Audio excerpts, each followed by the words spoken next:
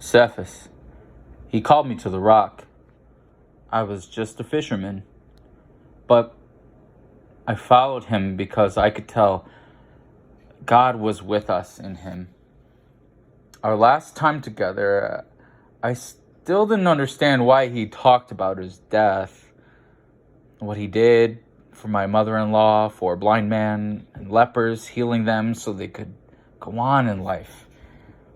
With a touch, a word, they were freed from their illnesses, free from what broke them, free from what bound them to a life without love. He taught about a kingdom, a way of being, a way of living.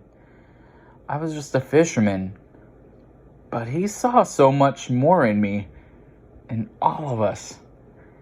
We followed him, and that night we celebrated liberation and freedom at Passover. Not the freedom of ancient people from slavery, but the freedom from our own imperfections, our sins. I sat with him, I ate with him, I watched him, and I longed to better understand what the next steps were. Remember me. He said it more than once. Remember me. He then turned to me and claimed that I would deny him 3 times. I was certain I would never deny my brother, my Lord, my friend. I was sure we'd move on from Passover and be with him on our way back.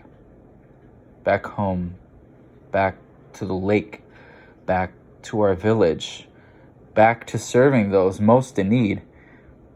I was a fisherman, longing to go back to the place I was most at home. His plans had nothing to do with going back. His plans led him forward, and none of us were prepared for what took place. I watched him. As he left us, I saw his agony. I watched until my eyes grew too heavy, and I fell asleep. My thoughts were like this rolling waves of the lake where he first found me, fishing with my friends. I hoped we leave and soon head out of the city and towards home, and the water and peace.